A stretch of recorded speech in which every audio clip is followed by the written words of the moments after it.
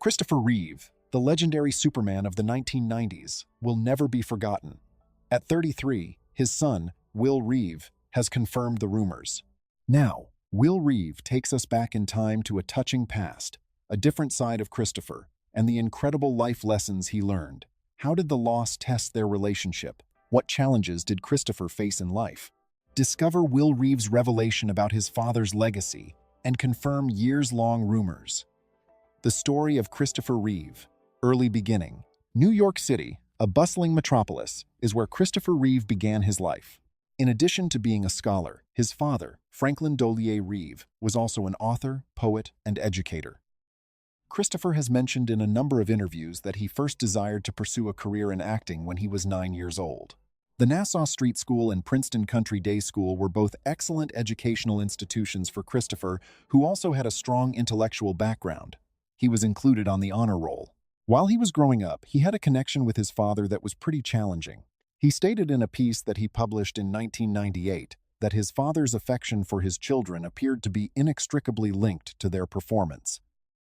Because of this, he had to exert a great deal of pressure on himself to appear to be older than he actually was in order to win his father's support. Between the years 1998 and 1995, their relationship had become so strained that they hardly ever communicated with one another. Christopher's acting career began in Boothbay, Maine, shortly after he received his diploma from Princeton Day in June of 1970. Christopher made preparations to go back to New York, the city that he and his family had first relocated from when his parents divorced. Christopher's aspiration was to become a Broadway star who performed on stage. On the other hand, his mother suggested that he first enroll in college at some point in the future. After some time, Christopher sent his application to 6 prestigious universities, including Princeton University, Columbia University, Brown University, Cornell University, Northwestern University, and Carnegie Mellon University. He was ultimately admitted into all of these organizations. He wanted a school that was located a significant distance away from New York City so that he wouldn't be enticed to travel there and be lured in by the theatrical environment there, which would have led to his starting a career as an actor by accident. Because he was obligated to fulfill his commitment to his mother and stepfather, he decided to enroll at Cornell University. Christopher may have been able to keep his promise to not go to New York, but as soon as he enrolled at Cornell, he couldn't help but indulge his passion for acting. As a result, he joined the theater department and eventually had the opportunity to play the roles of Pozzo in Waiting for Godot, Sigismundo in Life is a Dream, Hamlet in Rosencrantz and Guildenstern Are Dead, and Polixenes in The Winter's Tale. An unexpected letter was sent to Christopher Reeve by Stark Heseltine, a powerful New York City agent. Heseltine had discovered Robert Redford, an American actor and filmmaker, and had even represented actors such as Richard Chamberlain, Michael Douglas, and Susan Sarandon. Christopher Reeve received the letter toward the end of his first year of college. The fact that Heseltine indicated his interest in representing him as well was a source of great excitement for him, and he read the letter many times. The performance that he gave in A Month in the Country left Heseltine feeling quite impressed. Christopher, just like any other adolescent who is pumped up with excitement for anything they are passionate about, was really eager to first meet him. To advance his acting profession, he had the intention of dropping out of school since he just could not wait any longer. Heseltine, however, was dismayed to learn that he had backed his parents' decision to attend school before pursuing a career in acting. Christopher was dissatisfied with this, and Heseltine was aware that this was the case. Hence, he made the decision to negotiate a compromise with Christopher. As an alternative to dropping out of school, he would travel to New York on a monthly basis in order to get in touch with casting agencies and producers and to look for acting opportunities during the summer months. As a result of Christopher's impatience and his dedication to knowledge, he agreed with this concept because it struck a reasonable balance. With Heseltine planning all of the auditions that he needed to go for, he was able to ace all of them and receive positive feedback. This idea turned out to be a tremendous success since its implementation was successful. It would be an exciting adventure for Christopher to go on this trip. Already he was entertaining himself with thoughts of the incredible performances he would provide on stage. Unfortunately, he was forced to pass up several possibilities because the employment began before the conclusion of the school year. Nonetheless, he was able to participate in the touring production of 40 Carats alongside Eleanor Parker. The decision to take a leave of absence for a period of 3 months was made by Christopher prior to the third year of his time spent in college. Across the course of his trip to Glasgow, Scotland, he was blown away by the theatrical plays that were taking place all across the United Kingdom. Christopher was aware that to improve his acting skills, he needed to cultivate relationships with other actors. As a result, he rolled with performers and engaged in conversation with them, frequently at after-show pubs. Through the process of reading newspapers out loud, he also assisted actors working at London's Old Vic, assisting them in improving their American accents. After some time had passed, he was able to learn French in Paris. Because Christopher had previously acquired a substantial amount of background knowledge of the French language, he was able to have conversations in French without much difficulty. He had learned French from the 3rd grade until he finished his first year at Cornell. To utilize his French proficiency, he solely engaged in talks in French and saw a great deal of performances. After some time had passed, he concluded that it was time for him to go back to New York to get back in touch with his girlfriend. While Christopher was attempting to escape New York City, he had the impression that the moment was right. His veins were flooded with the thrill that comes with the prospect of becoming a full-fledged actor, and he was unable to suppress it. Nevertheless, he still had to fulfill many standard educational criteria to graduate successfully. After giving this matter a great deal of thought, he had a conversation with his theatrical director, Jim Claus, as well as the person in charge of the College of Arts and Sciences. The three of them came to the conclusion that his senior year at Cornell would be combined with his first year at Juilliard, which is a private performing arts institution located in New York City. Following the successful completion of this endeavor, Christopher went on to perform in front of 10 members of the faculty at Juilliard to compete for 20 spots in the freshman class. As far as the advanced program at Juilliard is concerned, Christopher and Robin Williams were the only students chosen to participate. In the dialect lesson that they took together with Edith Skinner, Christopher navigated through the language by paying great attention to the intricacies, whilst Williams breezed through it. They had a handful of courses together. Before Christopher departed New York, he committed to his parents, and he was determined to keep his word and see it through to his conclusion. He denied Houseman's invitation to quit school and join the acting company since he had not yet gotten his bachelor's degree.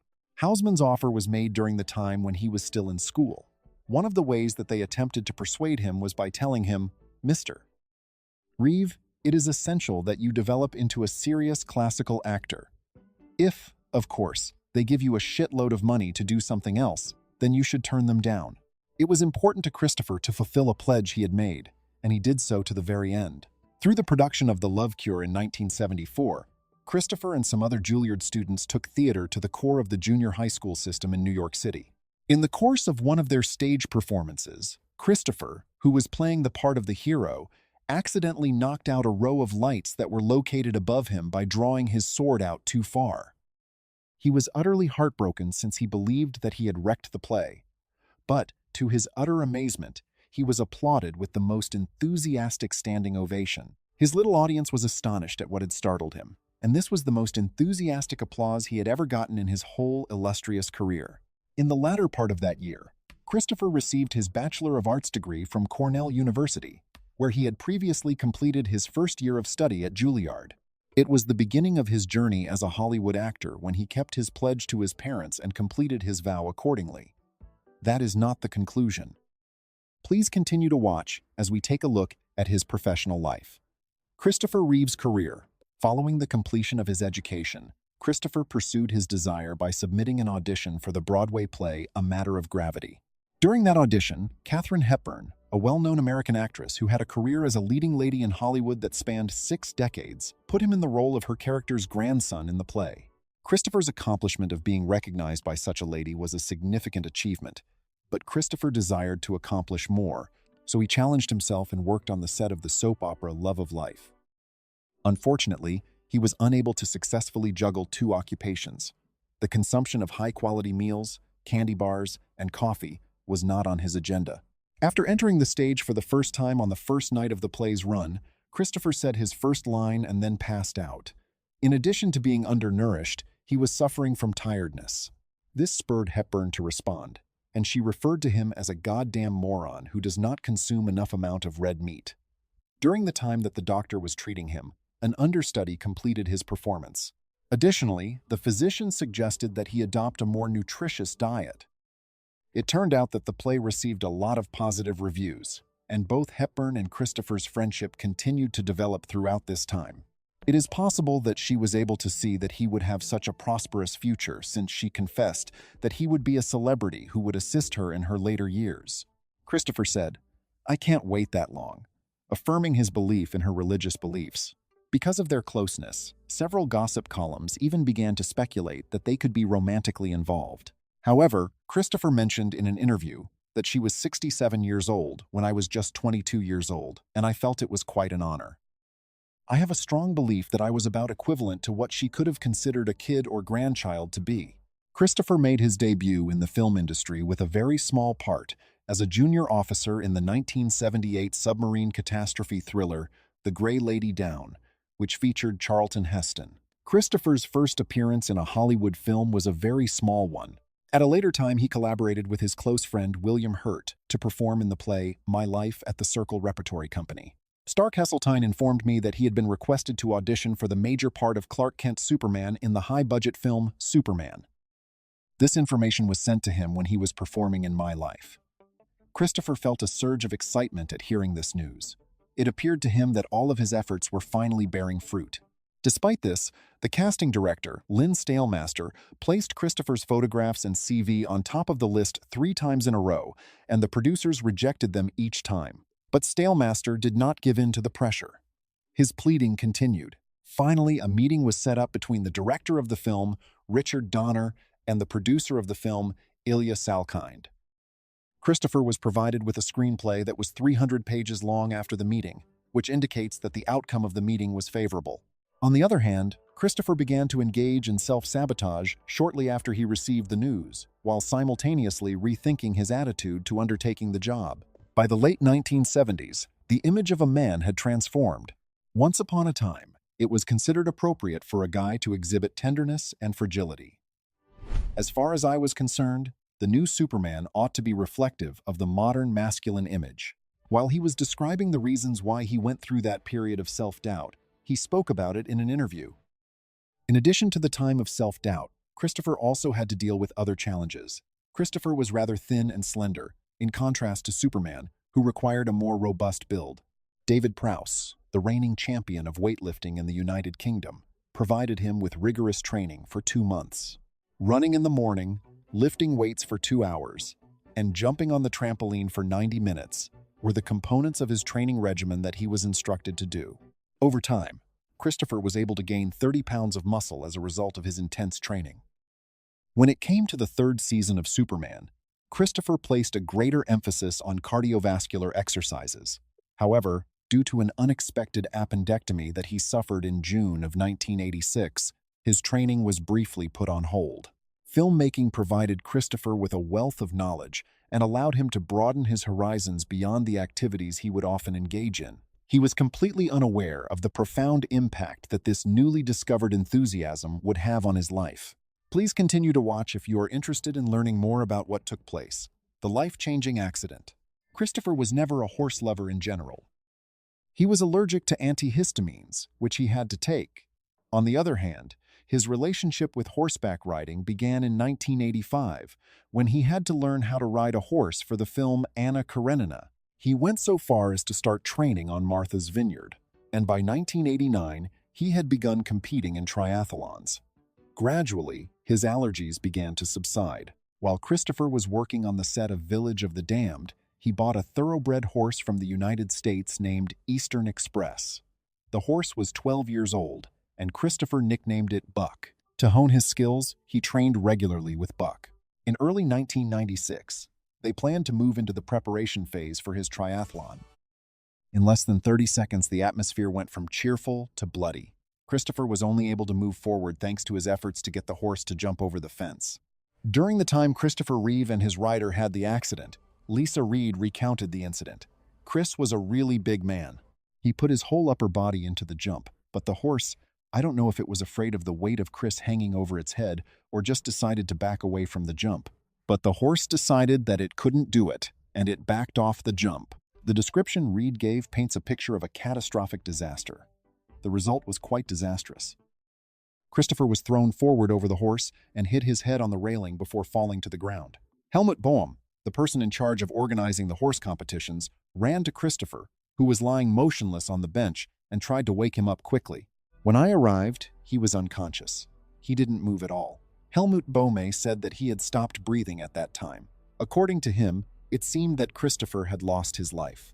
The tragic event that occurred on the 27th of May 1995 completely changed Christopher's life. His spinal cord was accidentally severed, and he was still unable to move any part of his body from the neck down. The Superman actor no longer had the strength he once possessed. After Christopher was unconscious for 5 days and took many doses of medicine, he finally woke up. The doctor informed him that his first and second cervical vertebrae had been destroyed, and his spinal cord had been damaged. After hearing this information, Christopher's initial thought was that he would become a burden to his family, not realizing that they all loved him unconditionally. This was the first thing that came to his mind. Although he was very scared, he said to his wife, "Maybe we should let him go." However, she would not act that way. He was under a lot of pressure from her to believe that she would be there for him for the long haul, no matter what. After talking to his wife and getting a few visits from his children, he realized that his family loved him and needed his presence. Will, who was 3 years old at the time, remembers that his mother tried to get him engaged by letting him approach his father, pet him, and help him lift his legs. Will was a shy child. According to his explanation, "I believe that my mother made sure that I was involved to ensure that I would not be forever afraid of my father. This was within the bounds of what was appropriate." Christopher died away in 2004, at the age of 54, after having a heart attack as a result of an infection. His death occurred 9 years after his initial health crisis. Will stated that he believed it was the appropriate moment to reveal his father and his heroic narrative to the world in the form of a documentary named Superman. This coincides with the fact that the year 2024 will mark the 20th anniversary of their father's passing. Stay tuned as we explain the specifics of the situation, a family's perspective, the real Christopher Reeve. In the eyes of the world, Christopher Reeves was Superman. Yet, in the eyes of his family and in the eyes of everyone who loved him, he was a real-life hero who also happened to be a father and a husband. Alexandra, Christopher's daughter from his previous marriage, was 11 years old and residing in England with her mother Gay Exton, her brother Matthew, and her mother. They received a phone call in the middle of the night when the tragedy occurred, and within a couple of hours, they were already on a plane on their way to his bedside in Virginia. They were on their way to be with him. She mentioned that our family had just gotten together. Every member of our extended family, including our extended family members, arrived at the hospital. In the vicinity of the intensive care unit, we all established a makeshift camp, and it went from being there for a few days to being there for an extended stay, to being there for what ended up being multiple months. All we did was get as near to one another as we possibly could. "We spent our days going through the mail," said Alexandra, reading letters from kids in schools around the country who had sent get well cards, who had drawn pictures, and we started writing back to them as well, just letting people know that we felt their love, felt their support, and that we were going to be okay. Will, on the other hand, appeared to have a far more steadfast perspective on the issue. Perhaps this was because the sadness had been working on him for a considerable amount of time and had been a part of his life. Will was still in his formative years when the awful event took place. "During my birth, I was born to a renowned father who later became disabled and confined to a wheelchair before passing away. Then, according to Will, my mother, who had been a well-known figure at the time, had lung cancer even though she had never smoked, and she passed away before I was 13 years old. It's not typical at all." Additionally, Dana Reeve ensured the well-being of her children during the hospitalization of their father, Christopher Reeve. She made sure that they were ready for the scene that they were going to witness, which was their father lying helpless in bed. They were able to benefit from this, however, since they focused their attention on him rather than concentrating on the apparatus that was holding him together. She demonstrated how to get a grip on his hand and how to remain close to him. Will Reeve recalls the very first words that he ever spoke to his father. "You have my love. We are present here." As soon as they returned home, Dana and Christopher demonstrated to their children that even a family with a fragile spirit can still be brave and powerful. They wanted to make dinner with their family a regular occasion, and they solely concentrated on having fun and cracking jokes while refusing to address any medical-related matters at the table. They were determined to make dinner a normal affair.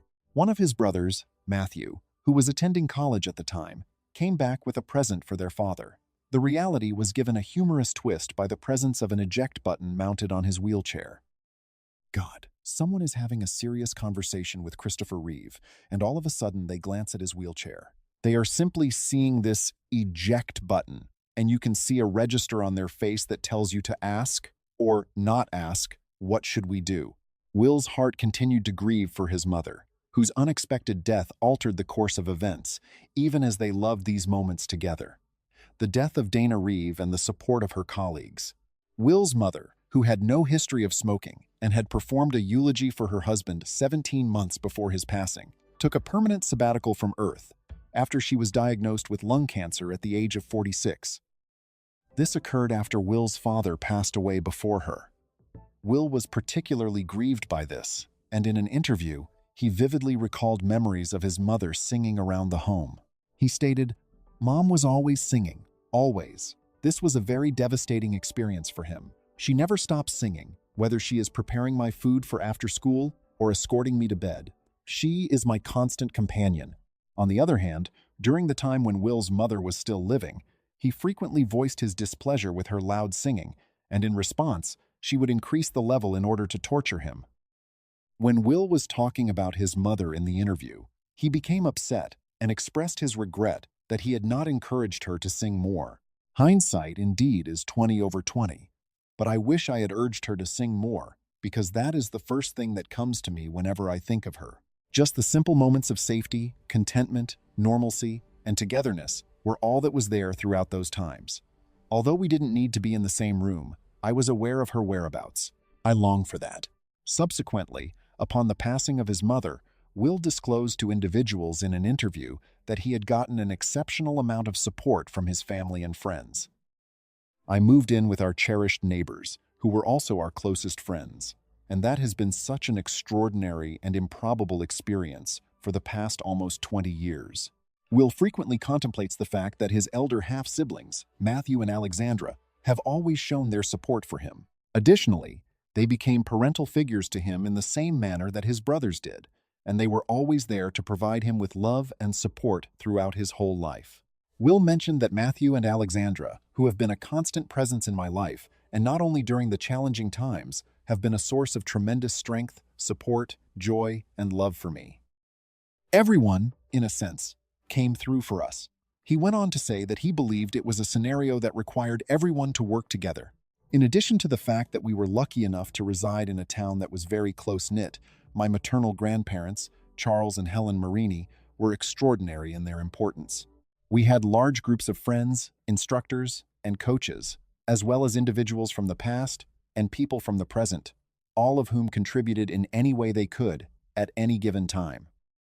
Taking the time to praise their efforts, he stated that, as the proverb goes, "It takes a village." The response that the town provided to our predicament was significant and had a significant influence.